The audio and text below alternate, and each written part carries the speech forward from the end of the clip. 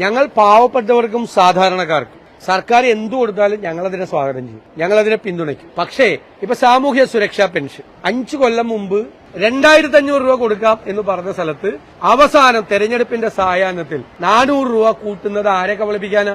അങ്ങനെ കേരളത്തിലെ ജനങ്ങളെ കബളിപ്പിക്കാൻ പറ്റില്ല.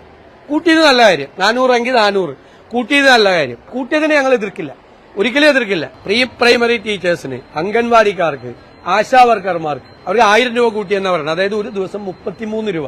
അവര് ചോദിച്ചത് 700 രൂപയാണ് മിനിമം വേതന ഒരു ദിവസത്തെ. അവർക്ക് ഇപ്പൊ കിട്ടിക്കൊണ്ടിരിക്കുന്നത് 233 രൂപയാണ്. 33 രൂപയും കൂടി കൂടുതൽ കൊടുത്തിരിക്കുക.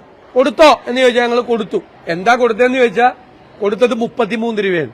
കേരളത്തിൽ ആദ്യമായിട്ടാണ് ക്ഷേമനിധി പെൻഷൻ 18-19 മാസമായി മുടങ്ങിക്കിടക്കുകയാണ്. അംഗൻവാടി ടീച്ചേഴ്സിന്റെ പെൻഷൻ മുടങ്ങിക്കിടക്കുകയാണ്. ആശുപത്രികളിൽ കാരുണ്യ പദ്ധതിയുടെ 1800 കോടി രൂപ ഗവൺമെന്റ് കൊടുക്കാനുണ്ട്. അവസാനം ശസ്ത്രക്രിയ ഉപകരണങ്ങൾ വരെ എടുത്തുകൊണ്ട് പോവാണ്. മരുന്ന് പോലും വിതരണം നടത്തുന്നില്ല.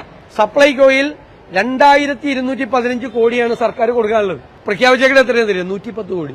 കളിയാക്കുവാണ്. പിന്നെ വലിയൊരു പ്രഖ്യാപനം, പട്ടികജാതി പട്ടികവർഗ കുട്ടികളുടെ ഗ്രാന്റ് കൊടുക്കും. ഞങ്ങള് പറഞ്ഞത് കൊടുക്കുന്നില്ല. കഴിഞ്ഞ വർഷം 500 കോടി പട്ടികജാതിക്കാരുടെയും 112 കോടി പട്ടികവർഗക്കാരുടെയും വെട്ടിച്ചുരുക്കി. ഇപ്പൊ ജീവനക്കാർക്ക് ഒരു ഗഡു കൊടുക്കുന്നത് DA ഗഡു. DAയുടെ എത്ര 6 ഗഡു കുടിശ്ശികയാണ്.